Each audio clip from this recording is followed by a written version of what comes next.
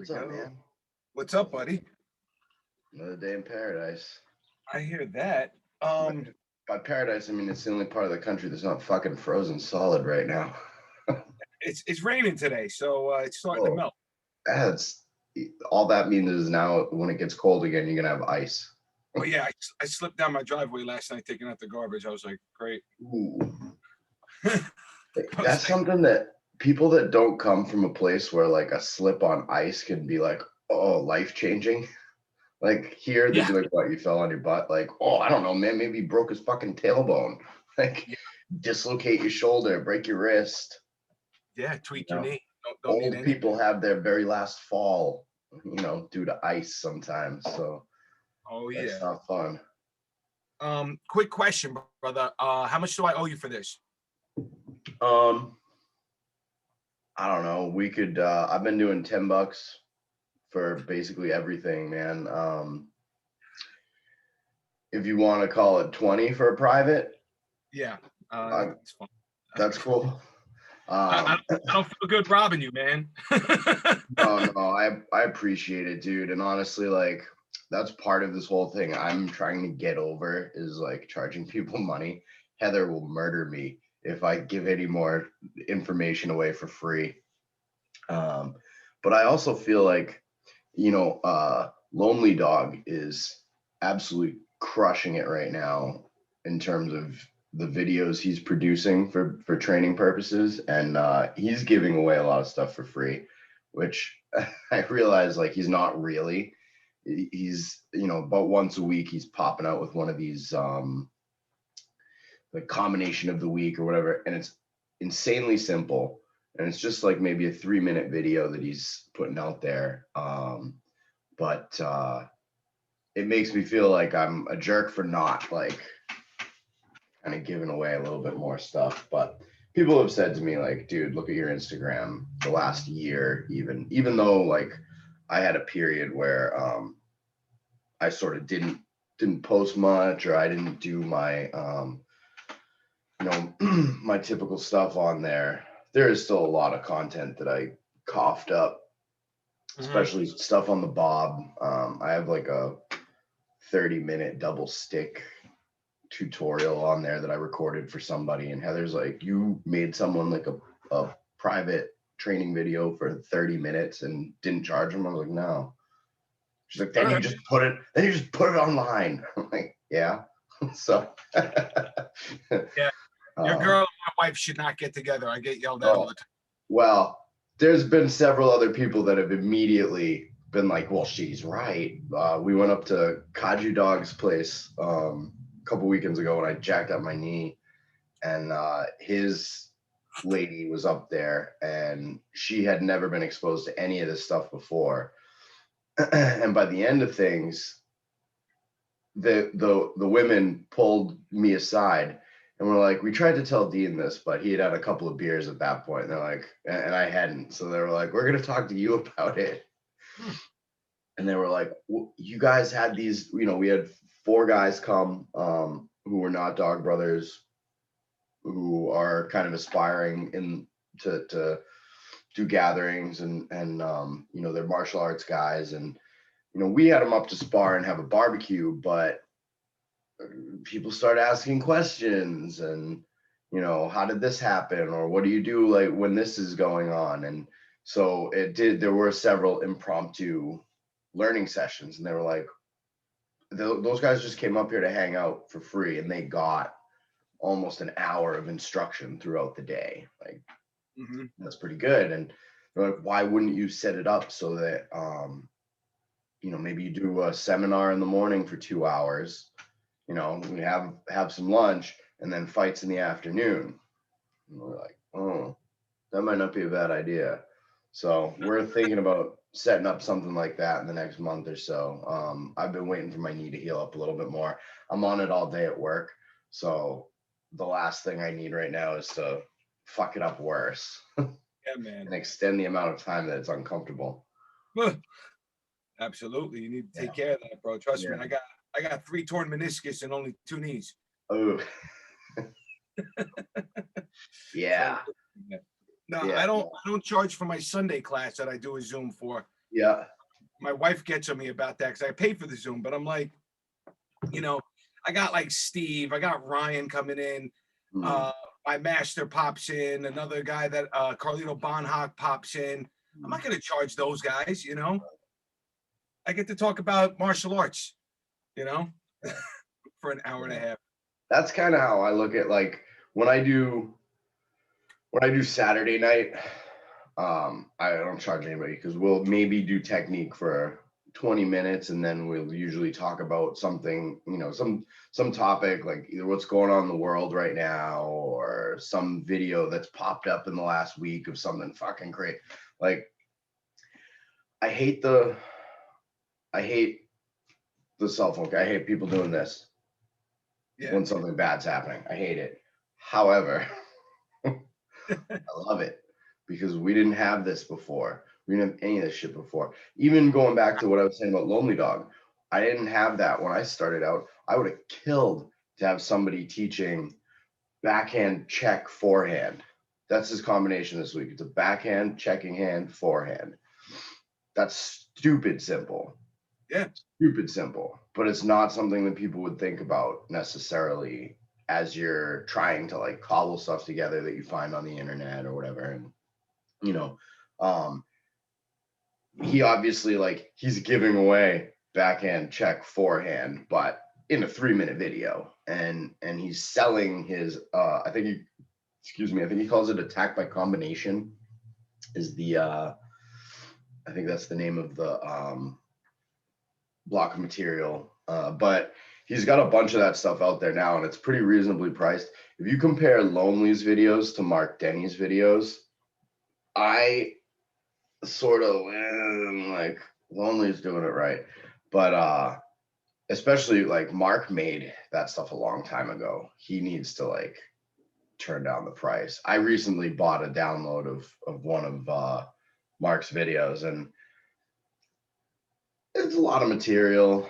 Um, and I know he spent a long time on it, but now that they're digital downloads, um, I think he should. I think he should probably scale back what he's charging people for them. Whereas Ben charges like 25 bucks, and you've got the material for life. yeah. And But you join Mark's association for 30 bucks a month. You can stream stuff, which like, okay, um, how much are you training off of this? You know what I mean? Like, how much are you putting on a video solo and training from it? And like, how much value does that give you?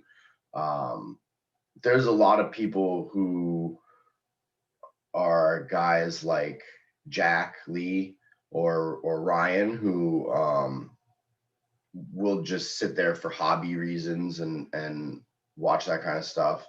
Um, but like if I'm not watching that sort of thing for training purposes, I'm not watching it usually. You know what I yeah, mean? Like if I'm trying to just like veg out and not pay that much attention, I'm putting something else on probably. So and for me, it doesn't make that much sense to sign up for some $30 a month recurring thing. And he's like, well, a big part of what makes it valuable is the forum. We've tried to explain to him, like, dude, that is such an outdated way to fucking communicate. A literal message board. Like, dude, I got one of the most significant events of my teenage years was I had a friend commit suicide when I was 15. And it's a very long story, convoluted story, a lot of shit happened, but the the finale of the whole thing was centered around a message board that my friends and I had that we literally just called it the forum. And we'd had this thing for years since we were in middle school. And we had like a password on it. And somebody gave the password. We know who it is, and we just have never, we know precisely who gave up the password. It doesn't matter. Uh, to some kid who was not a part of it. He gave it to his mom. His mom saw. We were all learning about. We're 15, dude. Learning about drugs, learning about girls, learning about all this stuff. Like it was a bunch of 15-year-old boys communicating on a message board, and we were little shit bags. Like, Yeah. so this lady freaked out. She called the fucking cops. The cops dished it up to the state police. The state police did a whole investigation on us and then turned around and were like, these are like 15-year-old kids. Like, they're kind of little assholes, and some of the stuff they do isn't cool, but like, this woman was like, they should be brought up on charges for hate crimes and all this stuff. And the cops were like, no. But somebody logged on from the school. So the police dished this stuff to the school, printouts of everything and whatever. School thought it was cool to call us all in. This was 2000. It's like pre 9/11. Like, we're going back. The school thought it would be cool to call us all in individually and like read us the riot act and to suspend all of us. And like, they made this big deal. And like, almost everybody in the group was like, wait a minute, we can't be in trouble for this here. Like, go fuck yourselves. We're all kind of bad. Like, we all know what getting in trouble is like. So everybody kind of called their parents. Were like, hey, this is a fucking weird situation. And everybody's parents were like, yeah, fuck them. Like, that's not up to them to decide to discipline our kids for shit they do on the computer. Fuck them. Like, no. One of the only times, because my folks particularly, if I was wrong, it's not like the kids today where they're calling the teacher, yelling at the teacher for the bad grades.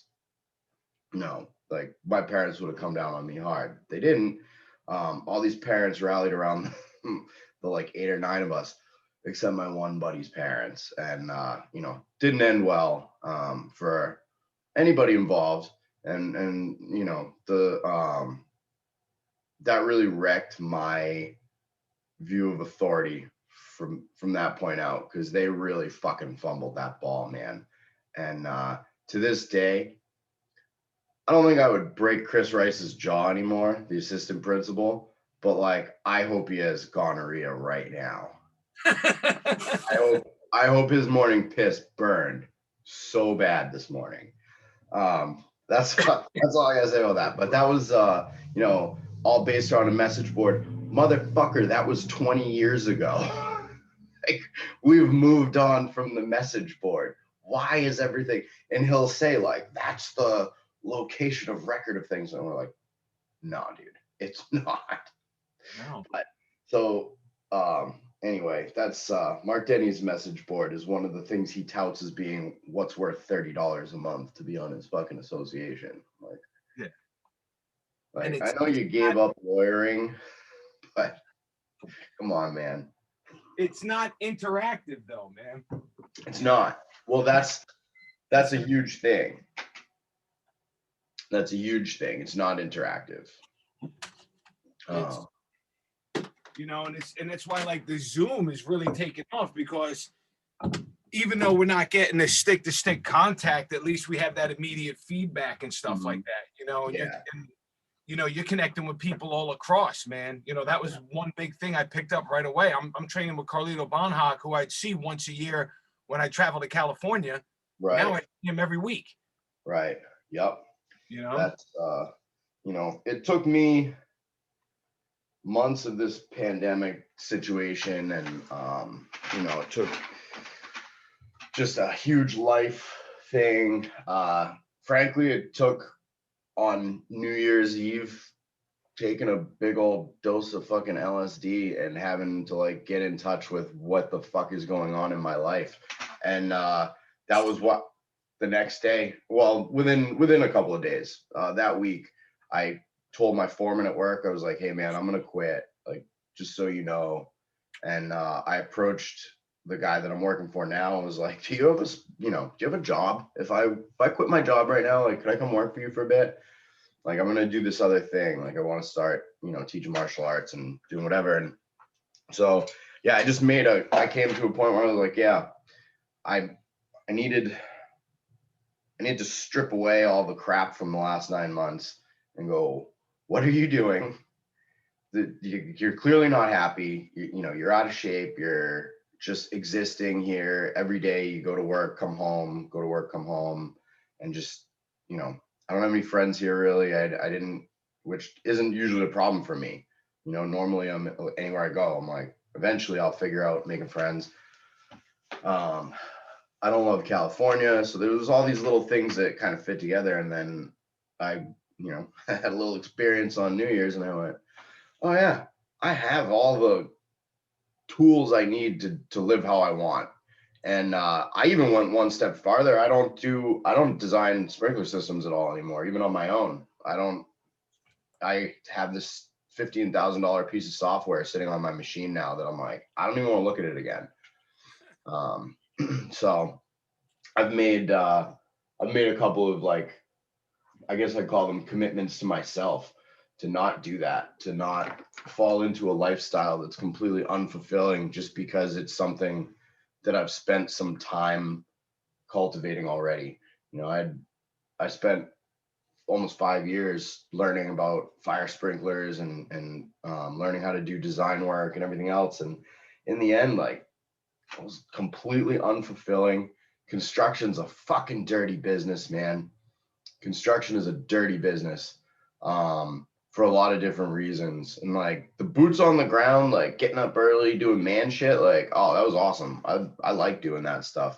But you have to be involved. You have to work for people you're not going to like. You know, you have to be involved in situations where sometimes I have a fucking safety officer coming around to make sure I'm wearing fucking glasses inside, you know, doing nothing that could hit me in the eyes. Other times they're like, no, we're not getting you the proper safety equipment, or don't be a pussy, get in that unshored trench. Like, what? Go fuck yourself. Either it's unsafe all the time or you do the right thing. Like, don't put me in actual physical danger. Like, anyway, there was a bunch of stuff about that I was like, why am I risking my body and spending my like actual energy working for people who will replace me tomorrow if I die today? Like, I could die working for this guy today, and he's gonna need someone on that job tomorrow. Like, that's how he's gonna look at it. Like, fuck this. I'm not doing that anymore. No, dude, life's too short, man. 100%. And I'm glad that you threw your hat into the arena, because you got a lot to offer, dude. And I'm thankful for that, man. I really am. I appreciate that. And yo, seriously, I am beyond humbled by your kind words on that podcast, man. I checked that out. I was like, oh, Well, I was really appreciative of that, man. That means a lot. I have to say, like, the experience of meeting you that way and having things continue was really eye-opening to me, because I really, up to that point, had been under the opinion that, because it was what I'd seen, that a lot of people that are into one, you know, particular traditional style or whatever, they don't like to put themselves out there like that.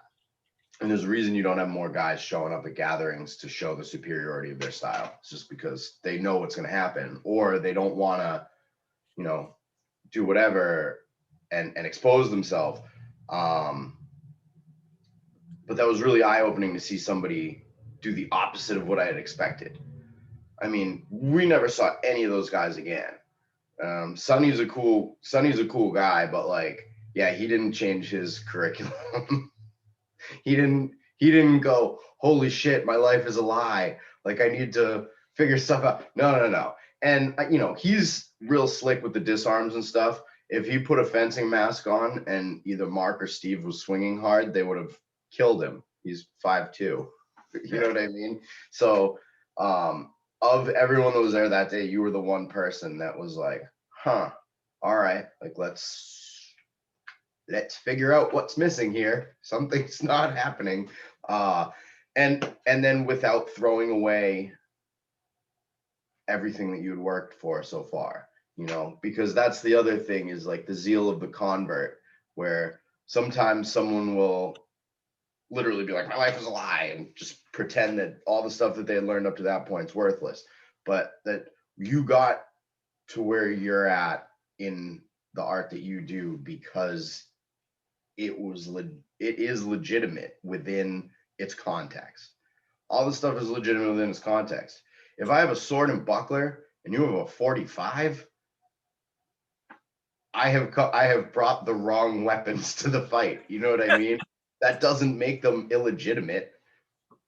It's what fight are you set up for? So like, I watched the video of you. That old man, by the way, is a bad motherfucker. Yo, he's a bad fucking dude, man. Yeah, but I watched those videos and I saw like, oh, okay, you're incorporating things now to pass on to the next generation. The people that are going to have learned from you are going to have a completely different way of seeing things than people that just learn through we stand here in, you call it the lock position. I'm just stand there 3 feet away from each other and I throw shit at you and you block or whatever. You're making them do, and you're making them think, and you're expanding their flexibility in ways that other people are not getting. No, that was a direct result of our conversations through the years, man. Of like, I don't want my students to have that, like, my first time sparred, I'm like, I'm gonna do an inside block, I'm gonna do this, I'm gonna do that, blah blah blah, and then the bell rang, it's like, blah, blah, blah, blah, blah, blah. I'm like, what the fuck, So now it's that controlled sparring where it's like, I want them to work from, the basic lock position we have is this, and there's more variance to it, but you can hit all your angles and your blocks from it, and it's me attacking them, and I want them to have a somewhat live situation where I'm starting to see these, like the younger kids are employing some of the techniques a lot more quickly, where Dennis is he's an old school Bronx Jew badass. Yeah. He's the guy where some kids try to rob him and it's going to be the worst day of their life. He's waiting for that moment, man. He's going out there looking extra frail. Got a 20 hanging out of his pocket. Listen, this let me tell you this guy's story real quick. He knows the boss that I work for at the martial arts school. He's another tough old school Bronx Jew, but he's also more of a businessman at some point. But he's got his moments where it's like, wow, you're living up to the stereotype, and wow, you're really like the nicest guy on the planet. And he knew this dude Dennis from way back, and Dennis's wife died, and he was such a loving and dedicated husband and family man that he basically was just sitting in his house rotting away. Yeah. And my master was like, come do some Krav Maga. Yeah. And this guy threw himself into it, and that's what kind of basically saved his life. And during the pandemic, because he couldn't train, I was doing stick classes, and he was there 10 minutes early every class. And he struggled, with the coordination at first, but this guy trained and trained and trained. I was like, I just start coming to all my classes. And I mean, he pushed himself, Matt, to the point where like he couldn't get a technique. And he started crying. He was so mad I had to pull him aside. I was like, dude, relax. I see your frustration. I love it in one way, but I don't want you to get upset. I want you to, and I mean, he puts 200% in all the time.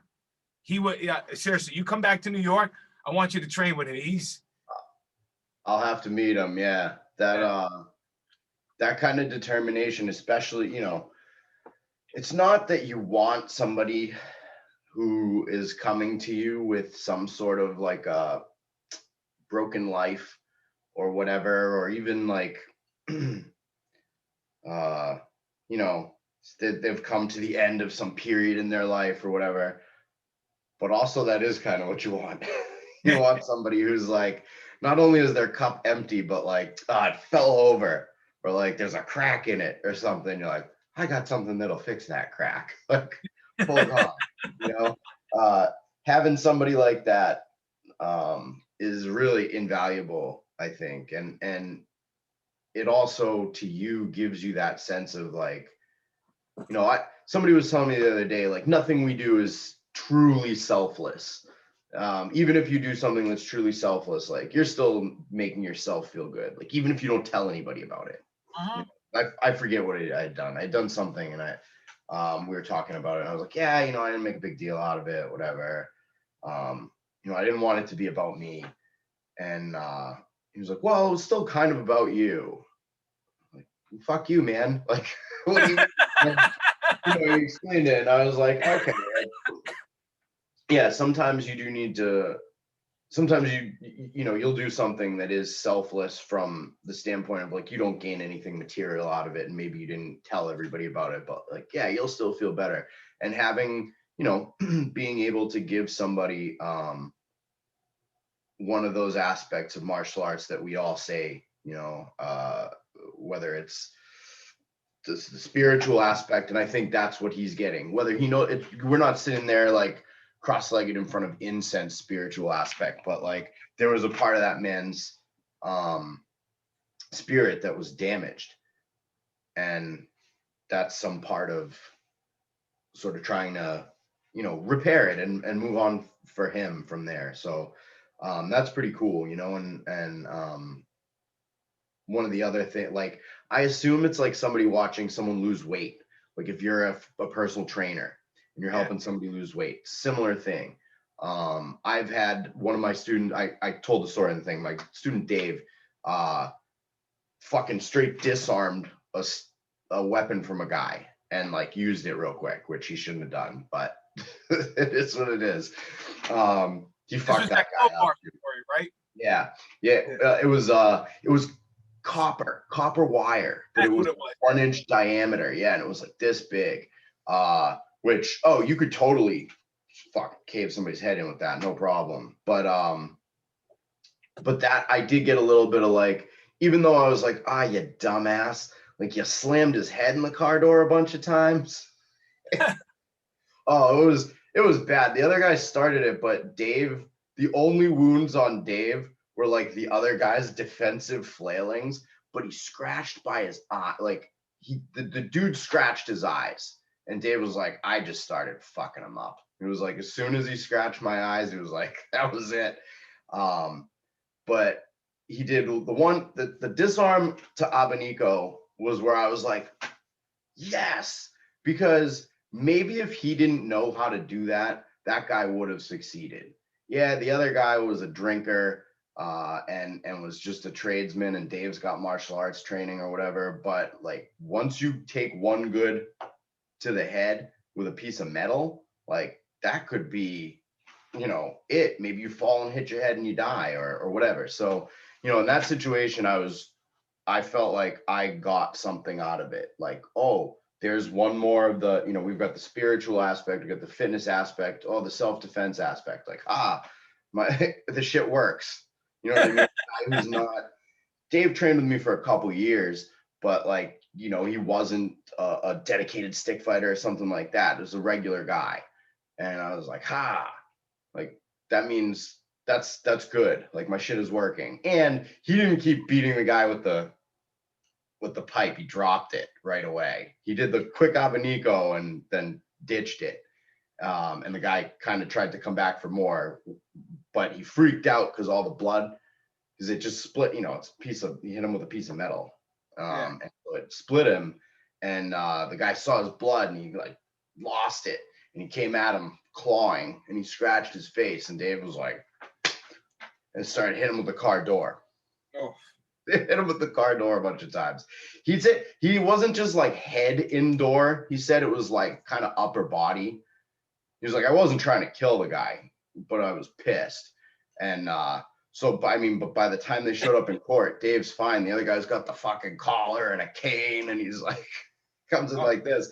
Dave's all jacked, and he's a veteran. He's kind of like he's a little older, but he's sort of bro vetty. Like you'd see him and go, well, that guy was in the army. So like, it didn't look good for a minute, but Dave is also a former law enforcement officer, so he didn't have the same stupidity once it came to the after fight. You know what I mean? Like the part of things that happen after the physical confrontation is over, that almost matters as much as the confrontation itself. Oh yeah. So yeah, Dave just handled it way better after the fact. All right, so the stuff I'm working at right now is kind of like combination based attacks and getting people to throw more than one strike, because the tendency, where's my sword? There we go. The tendency that some people have is to like, when they fight, especially when they start out, is to just kind of throw one strike, or instead of throwing like one strike with power and with intention, they'll do like kind of flicky, jabby kind of things that, you know, they resemble strikes, but they're so jazzed up and they're so tense that they're not really throwing intelligent combinations, and they're not really throwing things that are gonna matter all that much if they hit anyway. So I've kind of worked through a series of basic strikes, some 2-strike combinations, and then building into the Tri-V material from Pikiti Tircia, or sort of my interpretation of it. So kind of first, just sort of for warm-ups, we're gonna just throw the downward X and upward X. So like I'm kind of calling this 1, 2, 3, and 4. Yeah. So 1, 2, 3, and 4, because these are sort of the foundational long range strikes, right? Like this is, if you're throwing a power angle, it's going to be one of these or probably a backhand horizontal. You know what I mean? Like most people don't have a very great forehand horizontal, so I almost don't focus on it. I would rather say if you're throwing a forehand to throw with some sort of an uppercutty angle, because you're going to come up from under the guy's arms. People have this block to handle horizontal stuff, you know what I mean? Or some version of the roof umbrella can pick up horizontal, but it's really hard to pick up the slight upward angle. But backhand horizontal is much more powerful. It's very baseball type of swing. So anyway, so that's why I focus 1, 2, 3, 4 on the X more than on the horizontal strikes. And then switch hands at some point.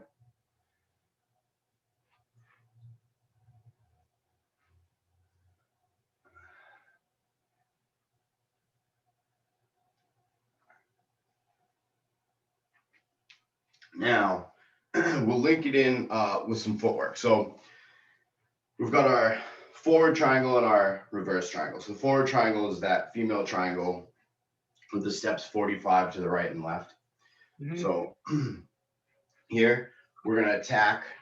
We're going to attack with the step, and we're cutting into the open space. So that's something that, you don't always do that. Sometimes you'll be off lead and you'll have to cut towards your own leg or whatever. But I try and focus on not cutting at my own leg. So here, as we step to the right, 45, we cut forehand, left, backhand, and then forehand, uppercut, backhand, forehand, backhand, forehand, backhand, forehand, backhand, forehand,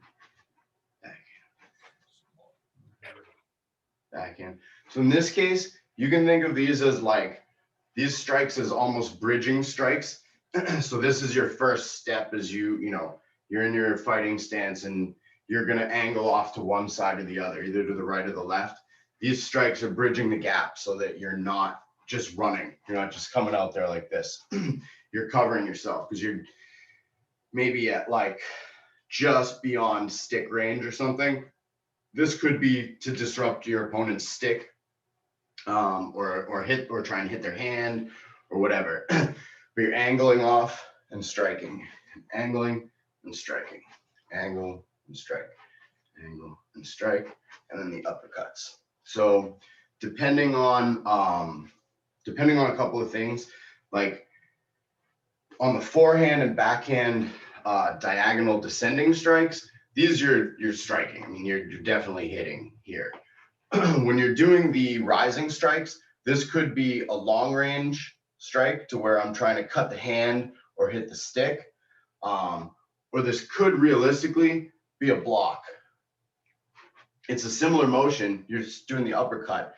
It's just how far out your arm is extended. So this could be a block to the head for your head. You know what I mean? The step itself could be a bait. You could be trying to make the guy throw so that you can respond quickly or whatever. So to here and over. I'm practicing them right now as the kind of long range cut myself, but that doesn't mean you have to do them that way.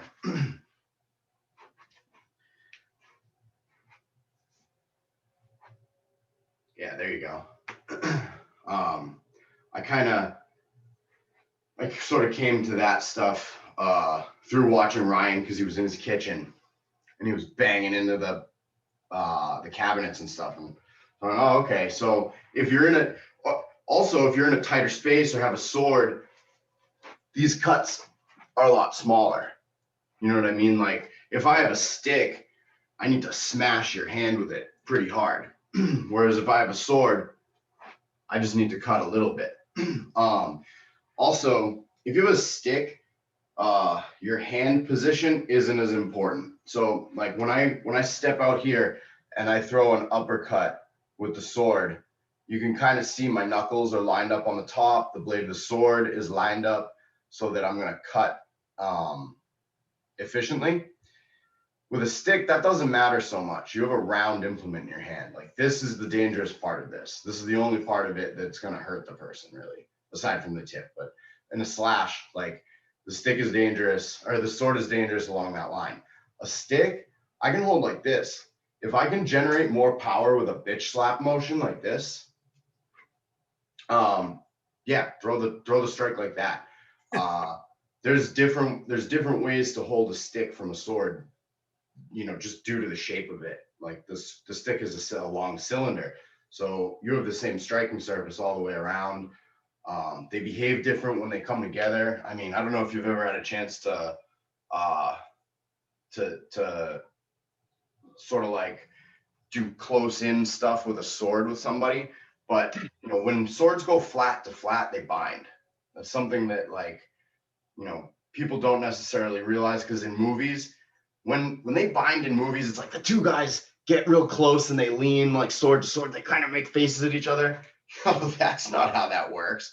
That moment over in an instant. One guy's going to get an advantage and just kill the other one. This is going to jam that whole sword right in the guy's neck or face. Like that's what they used to do when the bind was part of fighting.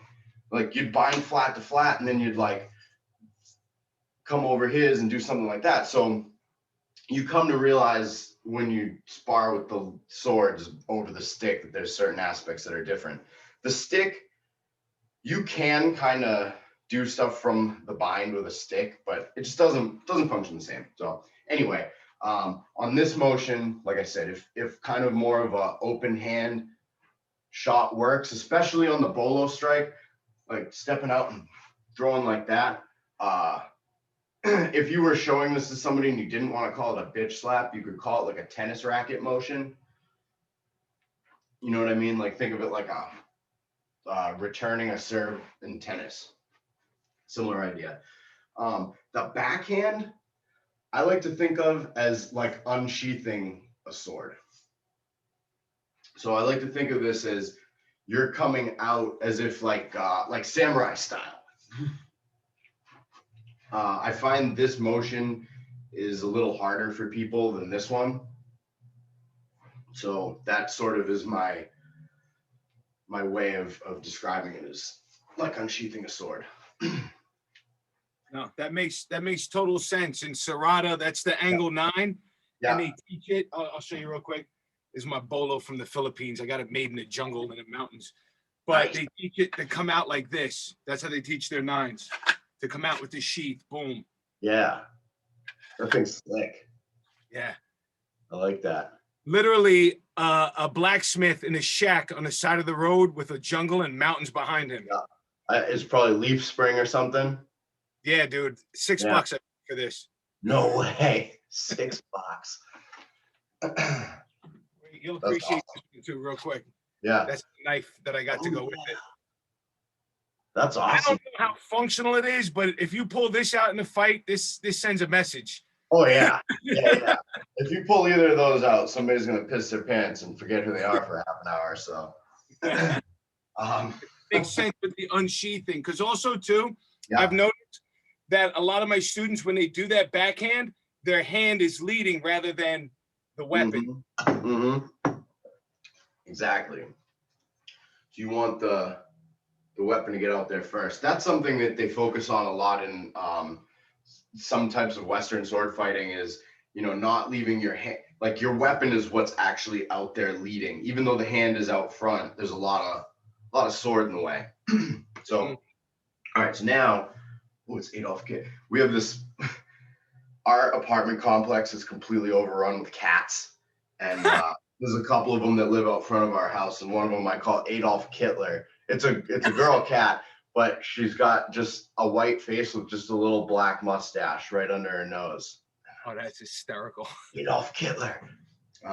Yeah, she's the mother of a bunch of these cats. The guy who used to live in our apartment had this unfixed female cat, and she would literally go into heat every once in a while, and he'd let her out. And then she'd come back like a couple weeks later. But then he moved while she was out one day, and he left her here. So this place is fucking overrun with her inbred progeny. Yeah, I hate it. I hate it. And my cat just sits in the window and they scream at each other. Like, great. So anyway, all right. So that's the forward triangle. Now we're gonna do the reverse triangle. So here, when we step with the right, we're gonna cut backhand. So this is that same concept of we're gonna cut into the open space. We could sit back and cut forehand, but your leg is in the way. And even though in a real fight you might have to cut forehand, but just for the sake of good training, we're gonna cut into the open space. So backhand, and then when we go to the left, forehand. And then when we go to the other side, backhand, forehand. Backhand, forehand, forehand. Oh, I'm sorry, backhand, forehand. I'm saying the wrong things. I'm doing the right things. Watch, don't listen. Cutting the backhand on the right step, the forehand on the left step. Rising backhand, rising forehand. Backhand slice, forehand slice. No, and this makes, I like this because this occupies what I call the center line. Yes. So when I'm striking, boom, I'm not there, but my weapon is. That's essentially the concept when I'm saying striking into the open space here. Yeah, exactly. It's taking the center line. Because you're angling off from where you were and you're interposing your weapon into that space. No, I like that. See, I have that thing where if I see a concept taught differently, but from a different martial art, but it's the same concept, I need to pay attention to that. Yeah. There's a reason. Yeah, exactly. There's a reason that people do this in different cultures over like 1,000-year span. It's kind of like there's a reason almost every culture has this. Like across the fucking board until guns. Everyone has some version of this because it works. That's how to make it work right. Forehand, backhand, forehand.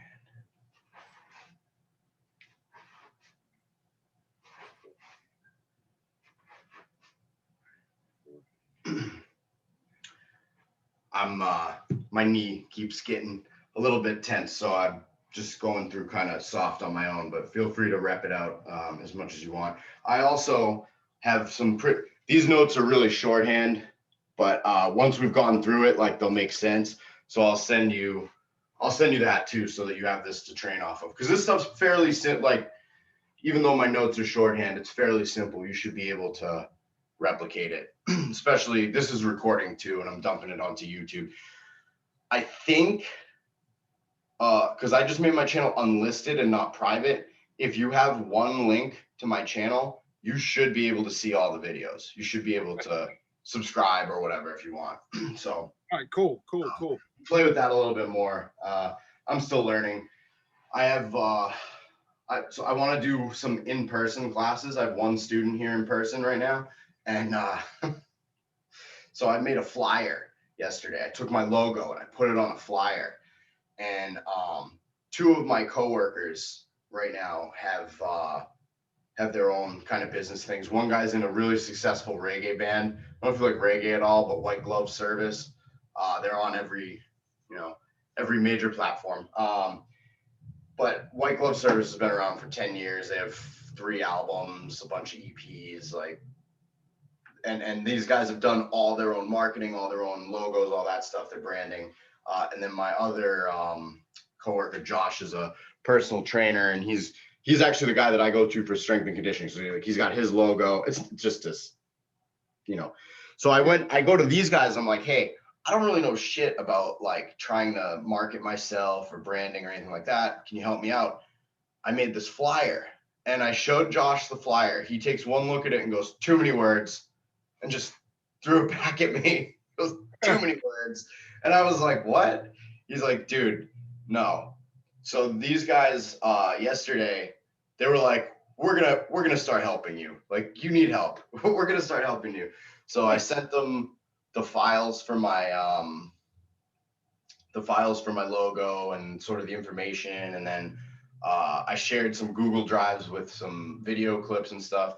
And they were like, yeah, we're gonna make you some initial stuff, and you work off of this. Like, take a look at how we market you, and then you take it and run. So I'm hoping that's my next level up. But recording stuff for YouTube has been big too. People seem to like that. All right, so from here, we've got initially I was gonna, once I'm here, I'm like, all right, well, now that you see the X, now we're gonna start traveling back along the same line on the X. Except that this is what Lonely Dog fucking posted this last week, was attacking from the same side of the X. I was like, I don't want to teach what he's doing because I don't want it to look like that's what I'm doing. So, but it's important. So you cut on your forehand, cut back on the backhand. Most people are expecting this, right? They're either expecting this or this. Like, most guys are used to either attack, block, or attack from kind of opposite sides. Especially like when you get someone doing like the primal options, it's usually either like this or repeating like this, right? So here, you're gonna break that expectation that the people have by you cut one way and then you cut right back on the same line, but from below. And you can do it both ways. You can cut from low first and then high. I'm gonna break all these things one day. So cut from low to high. So cutting back and forth on the same side of the X. This is where that conversation we were just having kind of comes into actual play here. So if you look at this first panel, these guys have Messers. This guy is in kind of a low stance. This guy's in kind of a high stance, right? You have to see that panel for the next one to make sense, because all these Messer plays come off of that. He cuts up from below, cuts back down on the same line to finish, right? So you cut from low, the low shot takes the hand, and then the high shot, I mean, they kind of dramatized it like the guy went to look for his hand. But so I saw that online. That was awesome. That made yeah. Well, but it doesn't make sense. It doesn't make sense until you see that first panel. If you don't know where they started, then you don't get how they got there. You know what I mean? So we don't stand static like that. You know what I mean? Like, we don't take these static guards usually. Some guys do, or something, something like this, or like if you, there's this chick, I think she teaches Dos Pares. It's the like total thirst trap Eskrima chick. what's her name, Nalita or something. I If know you who you're want, talking about. yeah, yeah, if you want some stuff that's gonna get you in trouble with your lady, and you're like, no, no, no, I'm just watching stick fighting. Uh, but I actually did see a sort of basics video that she was doing the other day, where I mean, she has people starting from this, and like once you start fighting, starting like this is a bad idea. But for teaching purposes, I guess it can work. But so this guy's starting in this static position. For us, it could be this, or whatever your personal movement expression is. Because when I'm doing this, I'm putting my weapon into almost every chamber, or like getting ready for almost every chamber. So I get to here, boom, cut one, cut two.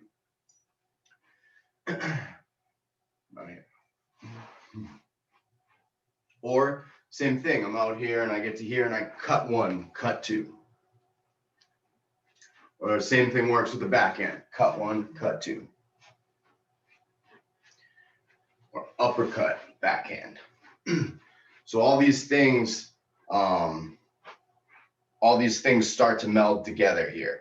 So this is where you're taking from just the rote learned 1, 2, 3, 4, and now you're starting to see the combinations that can come from this, instead of it just being like, this is A, this is B, this is C, this is D. Now you're doing like B, A, D. Now you're a bad motherfucker. I just made that up.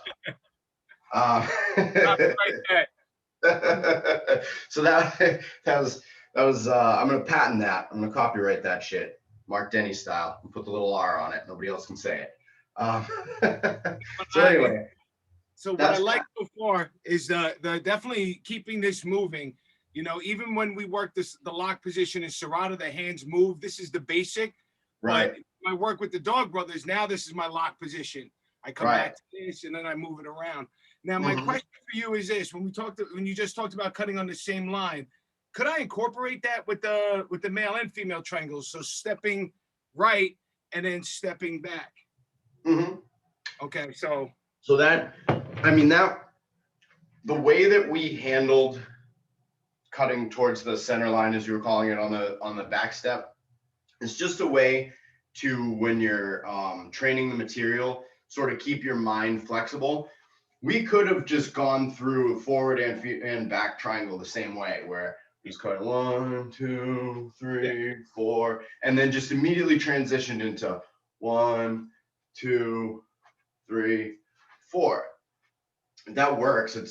It's a thing, but it just keeps your mind engaged to now do it the opposite. You know what I mean? And I think it's a little more sound in those single strike combinations. But you could, like, if you're on the forward triangle, you could strike as you retreat. You could strike and move, because you're still striking into that open space from the other side, right? So I'm throwing the forehand here. If I was out here, I'm throwing the backhand. I throw the forehand here and step outside and throw the backhand right at the guy. So it's all kind of about the timing and the distance at that moment. Okay. That makes sense. But yeah, definitely. You can absolutely, like I said, this is sort of the letters. In Filipino martial arts, some groups would call it the abecedarios. Like, this is the letters that you use, and you use it to build your own words and sentences from there. So once we've got these angles, now we do want to work a horizontal shot in there. So horizontal backhand. So like, one of the sort of ultimate, most boiled down stick fighting combinations there is forehand diagonal, backhand horizontal. It's like Top Dog's #1 combination that he's sort of famous for. I think just because he was the most impressive guy in stick fighting when he showed up, because this is something that is so simple, everyone should be using it. It's like a 1-2 combination when the guy's got his hands down. So forehand, backhand. This is another one where you can work it on all sides of the triangle. So you can work it where you're stepping and cutting, stepping and cutting, stepping and cutting, stepping and cutting, stepping, cutting, cutting. This also gets you kind of used to, if you're doing it off of this triangle and you're picturing your opponent in the middle, it gets you used to the body mechanic of angling to either side and throwing the same strikes. Because at this point, we're throwing the same strikes, right?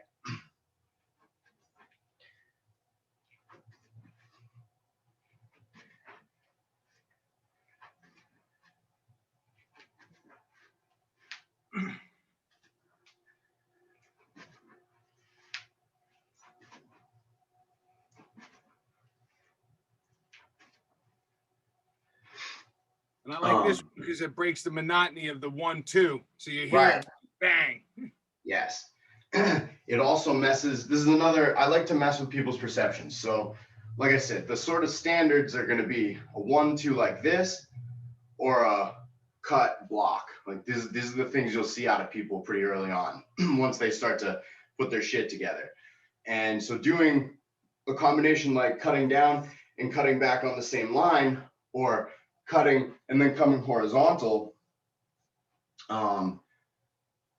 that, you know, once you've conditioned the response for those two, either 1-2 or one roof block, then you can break that pattern. So they're going to expect this sort of thing. With the backhand horizontal, you either need to move completely or commit to blocking completely. It's really hard to half-ass a defense to this, because if you try and roof block it, you really need to get your weapon almost to here, because you want to be throwing this horizontal. Well, okay. You could be throwing it to two places: the temple or head area, or if you had a sword, you know, you'd be throwing it towards the neck, or like the hand arm area. And if you think they're gonna block, hit them in the hands. If you think someone's gonna, I don't really focus much on wall blocking because it puts your knuckles in line if you're in the wrong place. So I learned really quickly by becoming deformed for the rest of my life, not to block like this. So to me, it seems like a bad idea to do this when someone's throwing a power backhand at you. In close is different. In close is different. But if I'm throwing strikes like this, yeah, put your hand there. Put your hand there and tell me you feel totally safe and comfortable with a guy throwing these. Chances are, if he hits you in the hand, you're fucked. You're gonna drop your shit, because that's not cool. So what you want to do here is try and either get out of the way or like really block, because here at least they'll hit and shed down. This is an oh shit. This is like, oh crap, I made a big mistake and now I'm really trying not to pay for it. Like I said, in close or with blades, or if you have a little bit of a hand guard, it might be different. But for the sake of like a full contact stick fight, we're at range and the guy's throwing these. Yeah, this block's not going to save you. So yeah, so once we've kind of cut this one from both sides, right?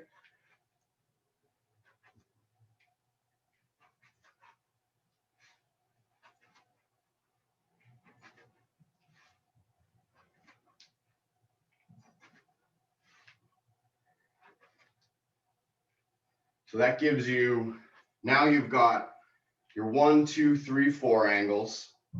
You've got following back along the X on the same line. And now you've got forehand to backhand horizontal. So now you can break the entire pattern with a new angle to come in on. So if you've shown the guy that you've got these diagonal angles and you've shown him a couple of uppercuts, he's like, all right, now I know what's going on. Well, now you break the pattern by introducing a completely different plane with the backhand. And it's coming, like you said, it's coming with a different energy and a different pace. You know, guys are getting used to 1, 2, 1, 2, this kind of thing. That's 1, 2, big power backhand. So that's going to make them respect the power. You know, at this point, they might have seen some smoothness, some precision, whatever, and then boom, you know, you hit them with the baseball bat swing. Especially once it's been set up by the smooth stuff, it can snap a guy right into another fight. Like all of a sudden they're like, oh shit, now I'm dealing with, you know, I've got this guy doing this kind of stuff, and then all of a sudden Mongo came out for a minute. So it gives them, yeah, it gives the other guy really something to think about. So so next we're gonna transition into cut with a thrust. So with a stick, the thrust, it's limited, but it definitely works. I mean, I know plenty of guys that do it. I thrust a bit. Talking about thrusts and entries to thrusts is just not the same without Sherlyn popping into frame to like start giggling every once in a while.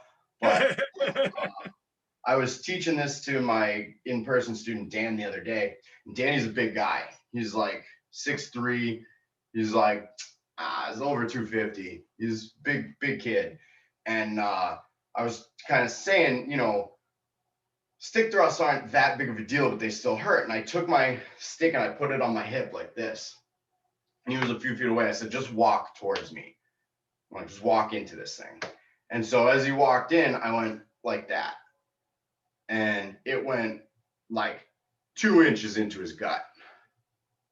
And then I came back and I was like, and he kind of goes, oof. I was like, yeah, that kind of sucks. I was like, right, it kind of sucks. And getting really thrusted with a stick hard in the guts does really suck. I said, but if I had a sword with this much energy and you just walking forward one step like this, I would have put that all the way through your body. I was like, that would have gone right out your back.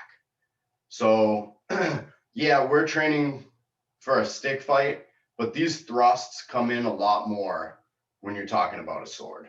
It's just, you know, it is what it is. But I'm a Paquiti guy at heart, and my lineage goes me, Green Mountain Dog, Sled Dog, and motherfucking Phil will thrust you into oblivion. So like, I felt like, well, if Phil does it, there's a lot of good reasons. And he does it in 2 ways usually.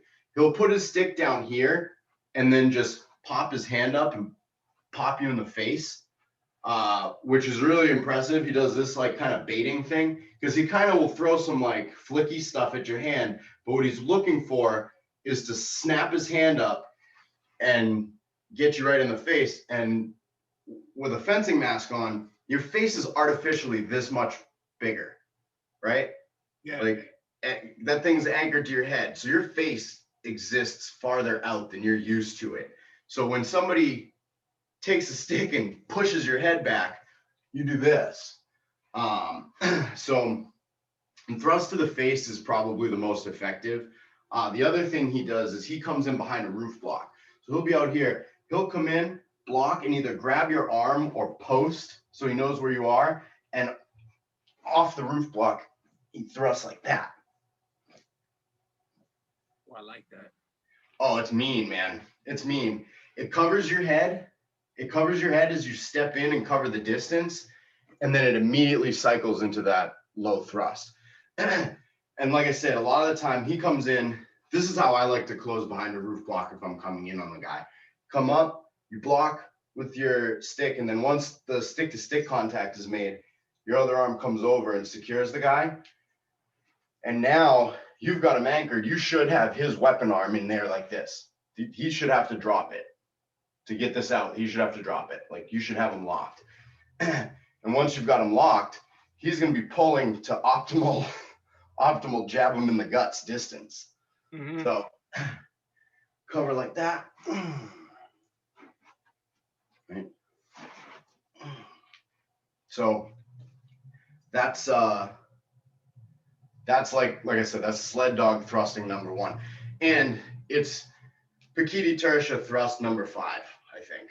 I think you got, what do you got? So 1, 2, 3, 4, 5, I think is there. I think that's the thrusting pattern.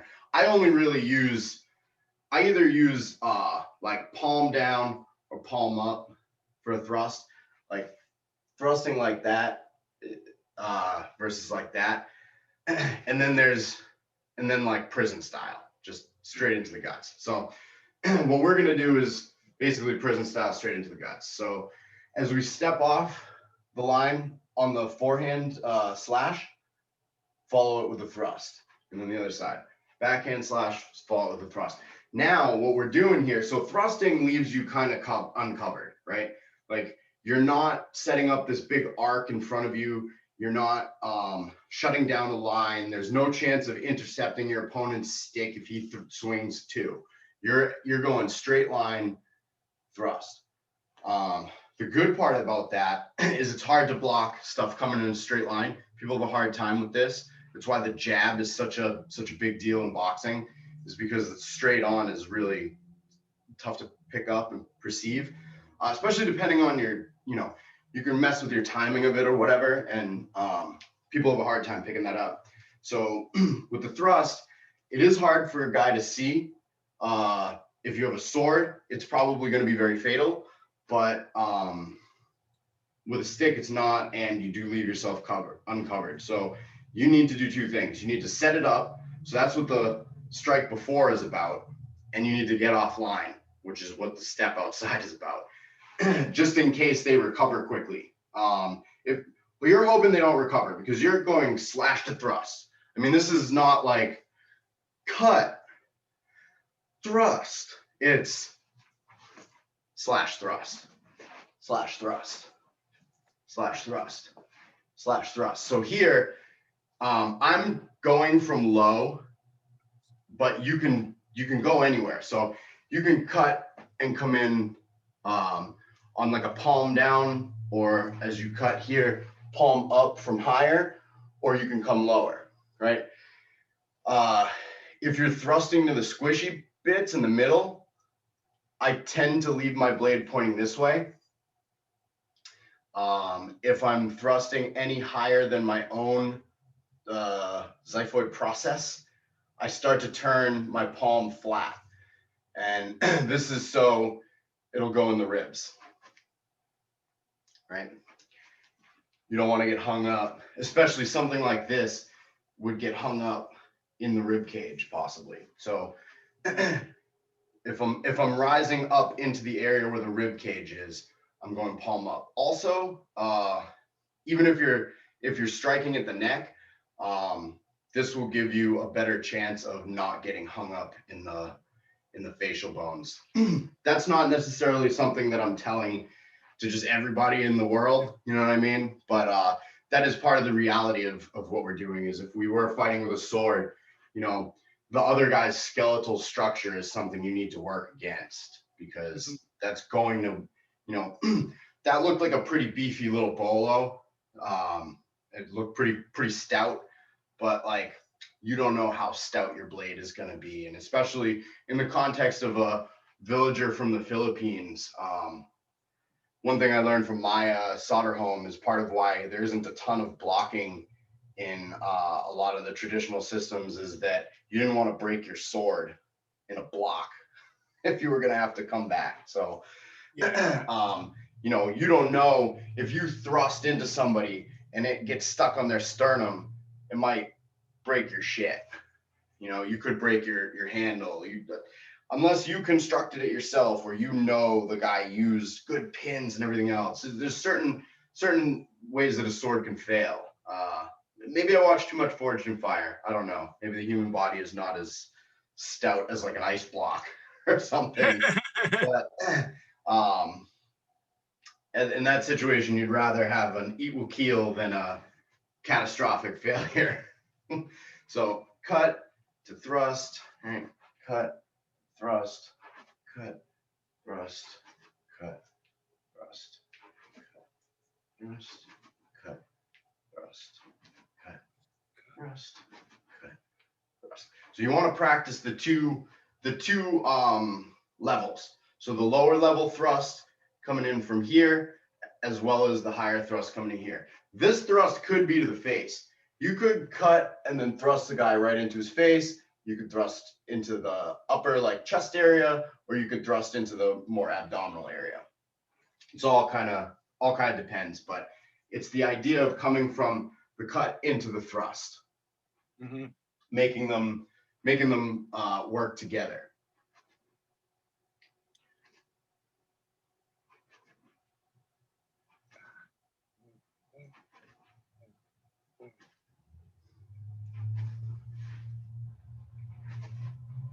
do you feel about like a downward thrust? Yeah. Almost like just coming, where you kind of like hook it in. Yeah. Oh, absolutely. So that's almost like we're taking a slash and turning it into a thrust. That's like a thrust into a slash, like a ripping kind of thrust. Like you were coming in here. Mm-hmm. Yeah, I like that too.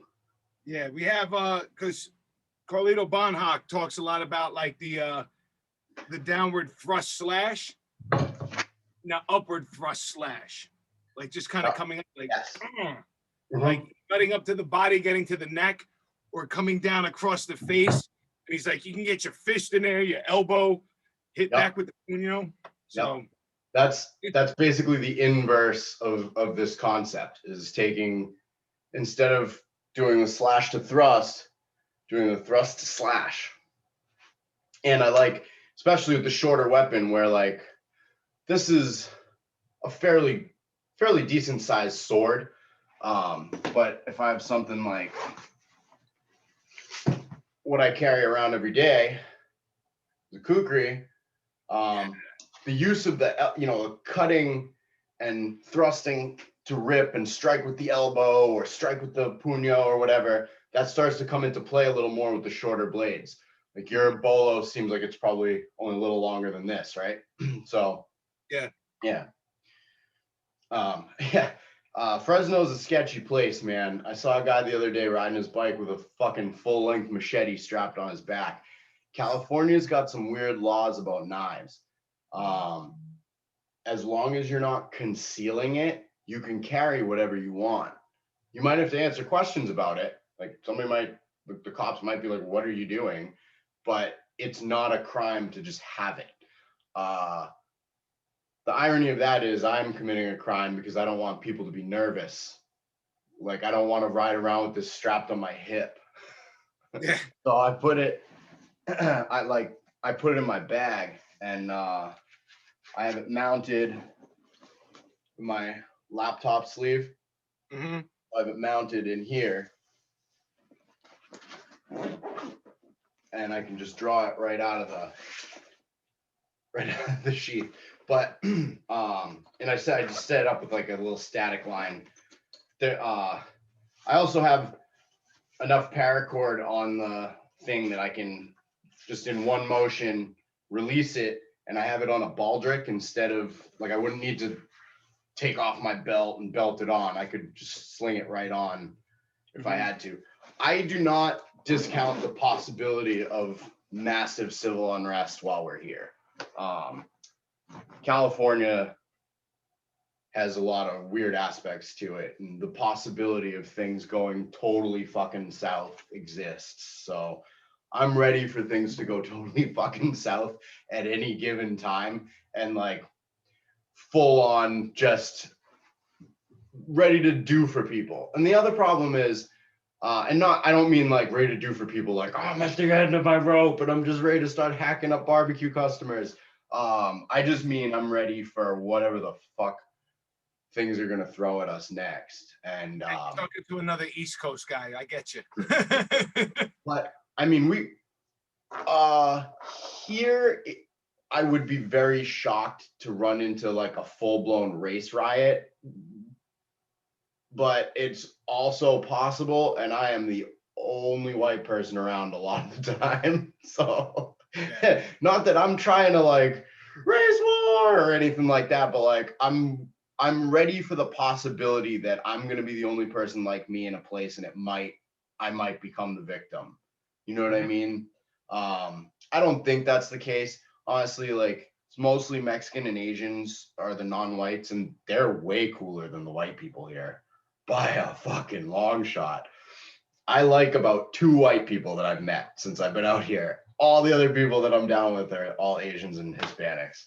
I only sat because I was giving Neil a wheel arrest for a minute. So now we've got the X on both directions, and we've got 2 good ways to break the 1-2 combinations. So everything we've been doing up to this point is basically 1-2s, right? Even if we've been coming back on the same line, cutting backhand, cut to thrust. These are all 1-2s.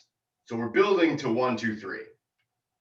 But from there, we need to work in the reverse cuts, right? Same angles, but we're doing them from a concealed position. So a reverse number 2 would be, I'm somehow on my forehand side of my body, and then I'm cutting a backhand. So you'd be out here, whatever, boom, cut the backhand. So your stick or your blade is coming from this hemisphere, but you're striking from the other side. Right? Becomes apparent why this is important later. So, cutting this backhand.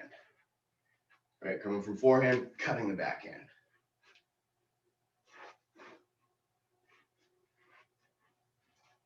Now once you get a couple in with the right, switch to the left. You can do this. We're doing it for this purpose on the downward diagonal angle. You can absolutely sneak a power backhand in here. It's just for the drill that we're building to. It's going to be that diagonal. There. You can really exaggerate it by coming around your head, but I'm doing it kind of tight because I don't want to break my ceiling fan. That's all right. So you can really like come from here and make it a big motion. This is if you think about like that redondo to strike kind of thing, it's a similar idea. It's just coming from the other side. Around here.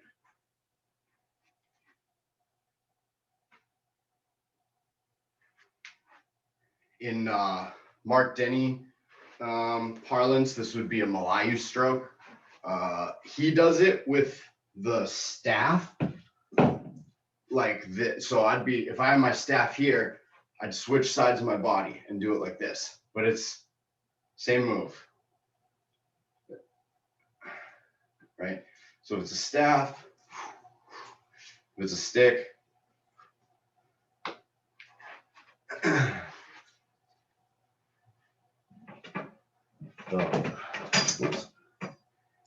probably could use the shorter sword. That's smart. Use the shorter sword. Less chance to break things. I use that other one because it's light, and if I do hit something, it won't break. But this one's like 6 inches shorter. So, all right. So that's reverse 2. And the other kind of part of this would be reverse 1. So here we're on our backhand side, and we cut around the head and cut to number 1.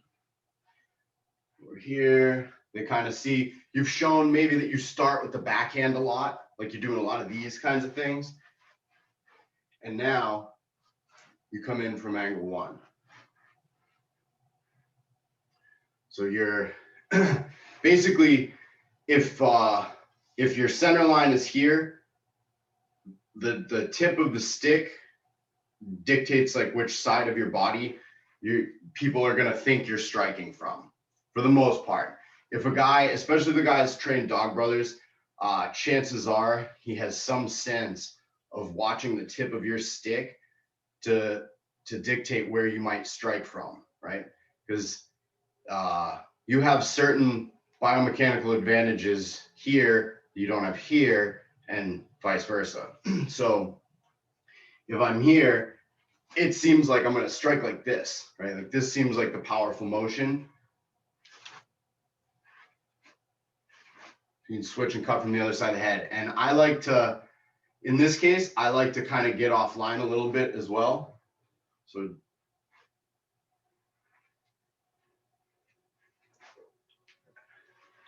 you don't have to do it that way, but I kind of like doing it. You can also do this where you step off to the sides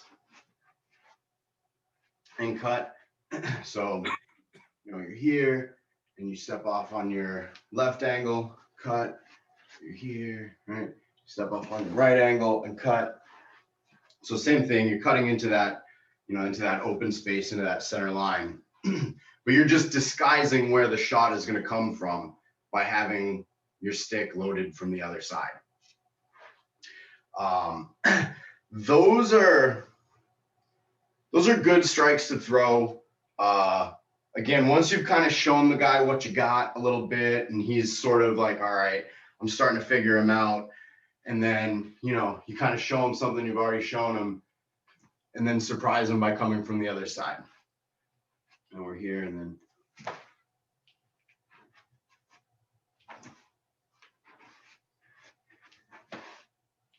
Right.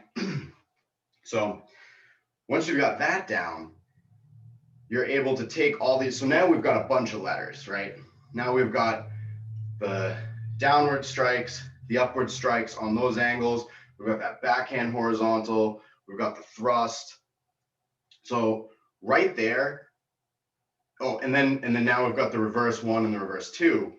Just from those things, if you add in roof block and umbrella block, that makes a stick fighter. Like you can take those little skills right there, and you could throw all the Watiks and all the other like crazy shit. You could just teach someone that stuff, and they could begin to stick fight. You know what I mean? Like that, I consider that to be the baseline. If you can do all that stuff, here's a fencing mask, fucko. Like time to really start learning. But we don't want to like leave it there. So now the next step is figuring out how to really start messing with people. So 1-2s are easy, and 1-2s are expected. It lets us fall into this 1-2, 1-2 kind of pattern. That rhythm, everybody kind of gets comfortable with it easy. I am not enough of a musician to tell you how any of that stuff works, but Mark Denny would tell you it's, you know, whatever 4/4 time or whatever it is. Now we want to add ourselves an extra beat, and we want to start to overload the other guy's computer. Up to this point, we've been essentially, even by breaking the standard patterns and going into that backhand or the thrust, you've been kind of feeding the guy information about you during the fight. So once you've fed them some of this information, you can still use the same information to kind of, you can use the same information to now overtake the guy and to use it against him, and use the things that they've internalized about you and the assumptions that they're going to be making from this point.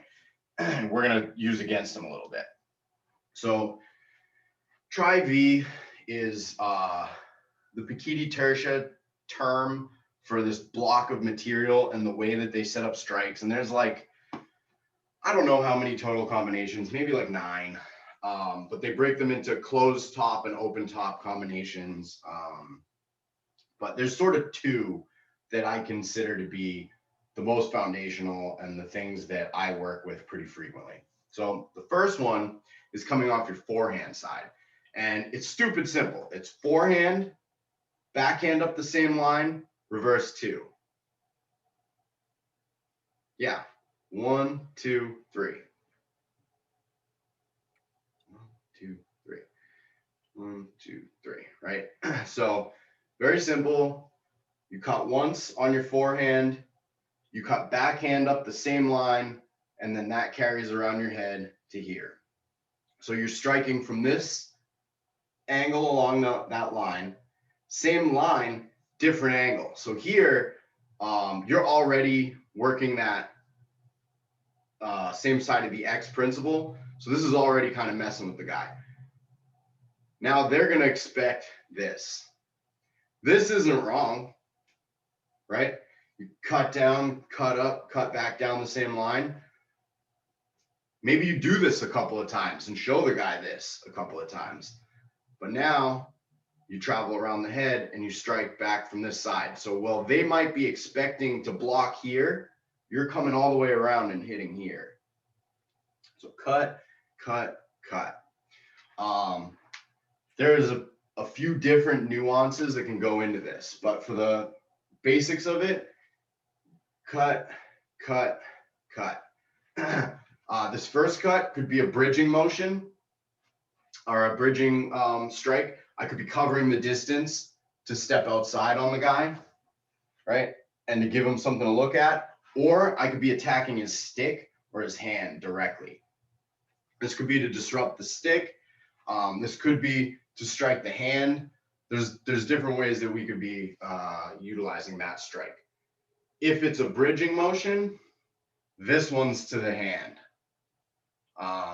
If you strike the stick or the hand, this could be to the leg. It could be to the bottom of the jaw, something like that. But if you have not made contact with the guy on this strike, you really want to aim this one at the arm, the hand, the stick, something. Because you want to try and make some contact there, and then you take the head from the other side. So cut, cut, cut. Now, what I was saying about the stick, it not mattering what part of the stick you use because it's cylindrical, this is where your hand position is going to matter a little based on your intention.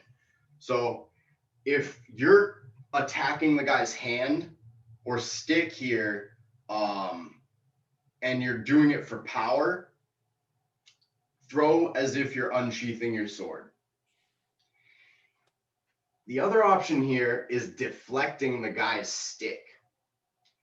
So instead of coming out like this and leading with my knuckles and the edge of my blade, even if I have a stick, I'm leading with the back end and I'm coming in top of the hand first.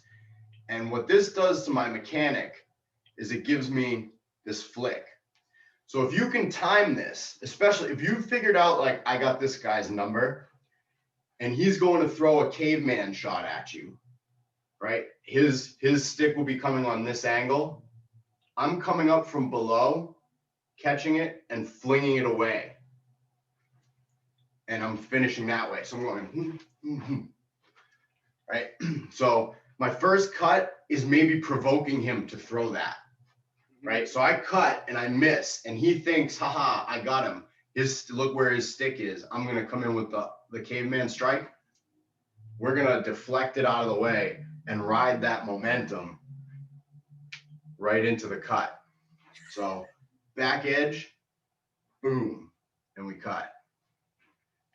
So it could either be power shot to smash his hand or hit him in the leg or hit him in the head, followed with the finisher, or deflection, cut to the head.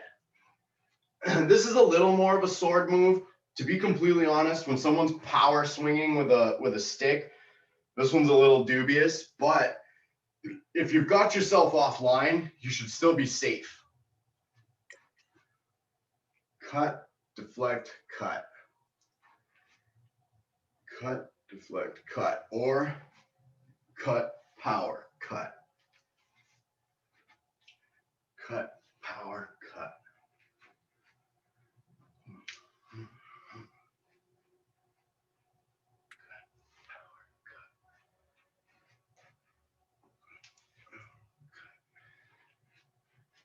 And then you can do it from the other side. Cut, flick, cut. Cut, flick, cut. Or cut, power, cut. Cut, power, cut. Do you kind of see how it's the same pattern, but you're able to sort of change your attitude based on what your opponent is going to do? You know, yes. That first, the power shots are like, you're getting there to finish this guy off at that point. You're starting to pound through his defense and wear him away to nothing. Whereas this flickier one could be a drive-by. You know what I mean? You might be just showing the guy like, huh, I can hit you and be gone. It all kind of comes about as the fight progresses. You know what I mean? Like sometimes you have a fight where you know you can push the guy around. Like not necessarily that your skill level is that much better, but just their attitude. Like even with the difference in our full contact stick fighting experience, you're not someone who I can't push you around. even though like you know what's cut, you're like, ah shit, this isn't gonna be good. You don't run away. You know what I mean? Like you don't flee. And it doesn't feel like I've got you on your back foot at any point, even if the exchange isn't going your way, like you're still trying to offensively get back into things. So that with a guy like that, you have to tailor this one way. But there's other guys who will be afraid, and who will start to flee from you. And that's when I like to just try and grind someone down and make them want to quit or make them want to close or something. You know what I mean? There's other times where you try that tactic and it doesn't work, and it brings the monster out of the guy, and then you have to, sort of switch it up. But like against someone who's a stolid, like if I were going to run this on you, I would probably do it with at least a few times the flicky way and pick at the outside for a little bit. You know what I mean? And try and just wear stuff down a little bit from longer range, because it's not making you back off. Like you're not running from it. Once a guy starts to run from it, you can take your angles from being really obtuse and start tightening them up a little bit, and you can stay a little closer to the guy, and Mark Denny would call it stink him. I don't know if you've ever heard that. You are the turd, I am the smell, where you go I will follow, that whole thing. That's what he means when he says stink him, is stay on top of him. So when you start to get the guy on their back foot, and you're really able to impose your will and have them running from you, essentially, that's when you really want to start coming through with the more powerful versions of this. Mm-hmm. Then you'll start scoring 3 hits. You know what I mean? That other, the more flicky way, I'm looking for the one hit. I'm looking for the one good hit. You know what I mean? I'm getting your weapon out of the way to get my strike in. Whereas the power version, I would like to hit you, and hit you. So that same combo, different context. That's all. I like how it sets up for this. I teach my students what's called the fuck you shot. Yeah. Which is basically like your little parting gift. And that's what I like about this one. Come in, boom, fuck you. Yeah. It's very much got a little parting gift at the end. Yep. For sure. So then we've got the other side of that. So like you've seen, we've kind of done these. Each side has a mirror. So this one, same idea. Backhand, forehand, number 1 from the other side. So the same thing. You trace that side of the X, and then you come around the head for the other side. This one looks a little more like kind of open. Cut, cut, cut. This is another one where the difference between stick and sword comes in. This motion is pretty powerful with a stick, and it means nothing with a sword. You're gonna spank the guy. So if you have a sword, you want to align your knuckles. If you have a stick, by all means, throw it like this. Like I can generate a pretty good smack on somebody when I'm going like this, but it's using that same line. So this one, you could come from a very closed position from here, or sorry, messed up the combination I'm teaching. Or you can make this kind of open, where you're sort of out here, and then you're gonna cut, cut, cut. This one, I'm really aiming for here. I'm really trying to hit the guy in the bottom of their arm, or if I can, in the hand. Especially once you've shown a couple of these, you might be drawing a roof block after this backhand. If you've shown the guy that you throw 1-2s and they see a 2, they might expect a 1. So if you can draw a roof block here, that's ideal, because then you're coming in from underneath his angle. He's not going to be able to stop it. So if you cut to here and they assume you're going to cut to here, cut to here, and then fall right back on that same line. This also could be your block. If you cut and they come right back, if you cut like this and they come right back, you're able to throw your block in there and pick it up. So cut, oh, sorry, wrong way. Cut, cut, and then it comes around the head and comes from the number 1 chamber. Yep. Cut backhand, forehand, forehand around the head. Backhand, forehand, forehand around the head. Okay. Cut. Backhand, forehand, forehand. Backhand, forehand, forehand.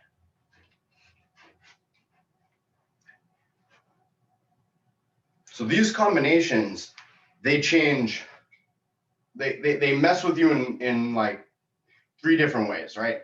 The first way is the first 2 strikes travel on the same line, but they come from, one comes from above, one comes from below. So they're changing levels on you, number 1. Well, I'm sorry. Number 1 is they come on the same line, which people don't usually expect. They expect opposite sides. Number 2, they come from opposite, I'm sorry, not opposite, but they come from different levels. This one comes high to low. This one goes low to high. So you're already messing with their OODA loop.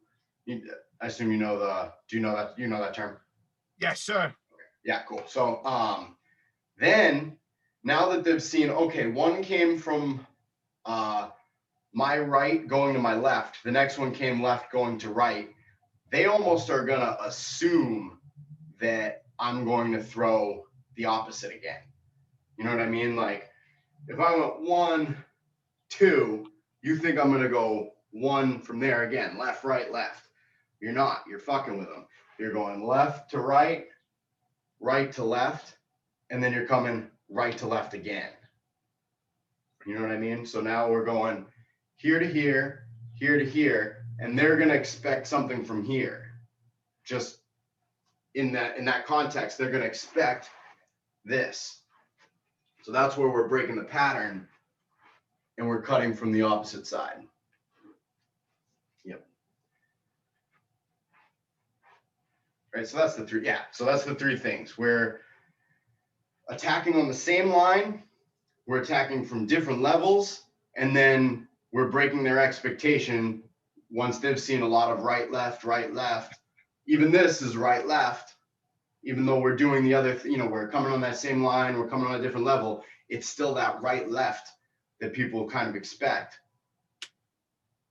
And then we come in and add them that extra beat. So you're hoping that as you have a guy reacting like this side to this side, that he's going to assume to come back to this side. And he's not going to get it. He's going to get it on that side. So. No, to make the connection for me, yeah. in one of the first combos my master taught me was what we called the street sweeper, which is backhand down, forehand up. So it's that movement we're doing, but now adding that to the mix. And if you see some of my fights from the gathering, yeah, like it was more with dudes I wasn't familiar with, where like if I kind of got into like a little bit of a pickle, I just did this to kind of just get my space. Yeah. But now, thanks to you. And then just add that little extra snap into it. So yeah, man. Awesome. Yeah, no. So this is, I don't know if you realize it, but there's a lot of like Serrata overlap that you were teaching me today, man. And I like that, I mean, it's about how to put it in there. That's Filipino martial arts, man. Like, I mean, it is a big old string of islands, but they have some cultural connections, and part of it is their martial culture that connects them from from top to bottom of that chain. And there are stylistic differences that you'll find, but in the end, the human body moves in certain ways that are efficient. And when the human body is destroying another human body, it doesn't matter whether it's 15th century Europe or the Philippines in the in the 2000s. Like, people are anatomically set up basically the same way. Yeah. So Yeah, no, I appreciate that you're someone who's able to take the things that you've learned already and start overlaying the concepts and the the techniques and patterns that I'm able to show you and start to meld them. No, you're adding a lot of footwork that I need, because one of the problems with Serrata is it's a very static. Yeah. A lot of guys will tell you, oh no, it's all in the footwork, but the footwork is just very minor and switching in tighter angles. But you brought up a good point. You're in an open gym or you're in an open field. You're basically just waiting for the attacks to come, whereas you have to be much more mobile, Right, in doing that. And I like what we're doing here. The concept of the triangle coming in, boom, boom, boom, cutting off that, boom, boom, cutting off that. So being less of a static target, so people don't pick you away. Yep. Because that's what'll happen is you'll get a guy, especially if you show you've got some skill in close, you'll get a guy who goes, well, fuck that. I'm just gonna stand out here and bait him into putting his hands out. I wonder who would do that. I don't. A complete bastard would do that to somebody, especially if they didn't know it was coming. Especially if they didn't have a frame of reference. Only a real jerk. I'm just saying let me tell you something. That was a beautiful lesson. My little twig against the 31-inch. And I'm just like, yo, he is not letting me get anywhere near. No. And as much as we talk about like trying not to have too much ego, and when the Dog Brothers circumstances, like, there's no winner, no loser. Oh, you invited a bunch of us to another environment. We were not going there to take it easy on anybody. Like we scaled the power and the meanness back a lot. Like there wasn't a lot of fighting on the ground and stuff like that. But like, I mean, now you can appreciate that Steve was taking it easy. Like he could have just killed everybody in that room. Like he's a big, strong guy. Mark Houston, Beowulf, could have just killed everybody in that room. It wouldn't have been anything anybody could have done. Sonny would have been fucked if he decided he wanted to. Beowulf is one of the best in the Dog Brothers. I mean, he is really good, and he is strong and fast and mean. And luckily, his alter ego, Mark Houston, is a pretty good human being and fucking wasn't gonna do that. But we did not make it easy on anybody. And it was telling to see that you were the one that was like, we got to fix this. Everybody else was like, I can't wait to get my black belt from Sonny in a couple weeks because I've been here for 9 months. Like, it is what it is, man. I mean, I'm still a student of the whole thing myself, and you have to be. I've gotten really lucky now in being able to teach people, because I want to fight so bad every day. Like as soon as I get done working with somebody, I'm like, all right, I wish I could spar now. And the last couple of weeks, especially, like, because I jacked up my knee, I can't even like Carenza very hard. I can move. You can see now I can move around a little bit. I'm good. I spend all day on my feet, but I don't want to like cut hard or do anything like that. And I couldn't flee from someone at all right now. I would I would be pretty rooted to my spot. But having the opportunity to teach is, I think, going to be the thing that's going to help me rise to the next level. Because I think I pretty much started to really hit my stride shortly before you met me. Sorry. When I got my full Dog Brother tag in 2016, it'll be 5 years in a couple months. I considered that getting my white belt. I didn't think of that. A lot of guys who go into the Dog Brothers experience go into it to get that tag and to be like, this is my fucking trophy. Like, yeah, all the time I put in all those fights that like, oh, there's no trophies, no medals. Like, this is the trophy. And I don't handle it like that at all. I handled it like when I got that thing, it was now I have a responsibility. I don't have the like, now I get to fucking, like, I don't know, maybe it looks like that from the outside, that maybe I'm like, well, now I get to be Mr. fucking Foxhound, and like, this is my fucking t-shirt and my this. It's not that for me. At this point, it was a validation. Like, it was definitely a moment of validation. Like, okay, the training that you've done up to this point, the fighting, the time you've put in, the money you've spent, the literal fucking blood and sweat and tears, the whole experience up to that point, where I felt like at first I thought it was going to be like top of the mountain. It was like you just walked out of the foothills and saw the mountain. Yeah. And just went like, shit, that's the mountain? If this was not, oh man, all right. And that's where a lot of guys go, cool, well, I saw the mountain, and they fucking turn around. Like, there are guys who have become full dog brothers that you never see again. And it's the equivalent of getting your blue belt in jiu-jitsu and never coming back. Yeah. Like, oh, I got my promotion. That was hard. And you leave.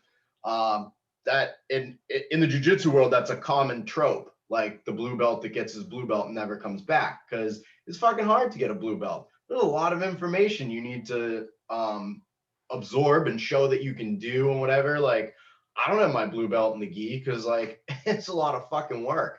It takes a long time, and a lot of dedication to it. And I just have other things that I focus on. Skill level, especially no gi. Like, yeah, I give blue belts a good run for their money. I'm nowhere near a purple belt. I can't even touch those guys. And that's the difference between the guys that quit when they get their fucking blue belt and the guys who keep going. You know what I mean? And so that's where, Mark Denny's fucking dog tag system for his art, I have a huge problem with. Huge problem. I am one of the more vocal guys that say, throw those fucking things in the trash. Give them belts, give them t-shirts, give them headbands. I don't care. Those things are worthless. There's some guys with black tags. Not to cut down, it's not cutting down the art. It's not cutting, it's literally the thing. I don't like seeing them. I like seeing some dickhead with a fucking green or yeah. And I don't say it like this to Ryan because he is proud of what he's done. But like, I don't like seeing that. Because it does mean something to me to have gone through the trouble to get that one. And it wasn't, I showed up at a class at my local fucking park enough times, and my teacher was cool enough to be like, yeah, you kind of do it right. Here's your green tag. Like, no, that's not what it's about. There's plenty of places you can go get that. But that's a bone of contention, I guess, between, I'm not the only one, but like, there were a bunch of us that were like, why? Why did you do that? Why did you choose the fucking tag when we already have that? But I think part of it happened kind of organically, and Mark wasn't necessarily thinking about it in the moment. But getting that gray piece of stamped out fucking metal with a little hole in it was one of the proudest moments of my entire adult life. At that point, I was 6 years into doing Dog Brothers, or 5 years into doing Dog Brothers. I had two really big injuries at the beginning. I had the fucking smash in my hand. And then I took an aluminum training knife directly in the ear during a gathering, and it split the conch of my ear down into the canal, and I broke my TMJ, transmandibular joint. People will say, like, I have TMJ. We all have TMJ, stupid. You have two of them. You have a problem with your TMJ. You know, when some people pop when they eat or whatever. Yeah, so I cracked that too, which sucked. I lost like 40 pounds, which I don't have. Even like when I'm a little fluffy, like I don't have 40 pounds to lose at most points in life. I couldn't eat, I could open my mouth about this much. Luckily, I didn't displace it, so I didn't have to have it wired shut.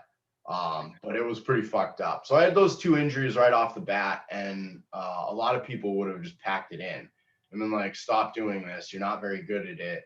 And you're going to get hurt. Like, you're throwing yourself out there against some guys that are tough bastards. And open gatherings, like you don't know what you're gonna get, man. Like at an open gathering, you get shit kicked by somebody who is, you know, you ran into Anderson Silva's first day or something like that. Like you just don't know.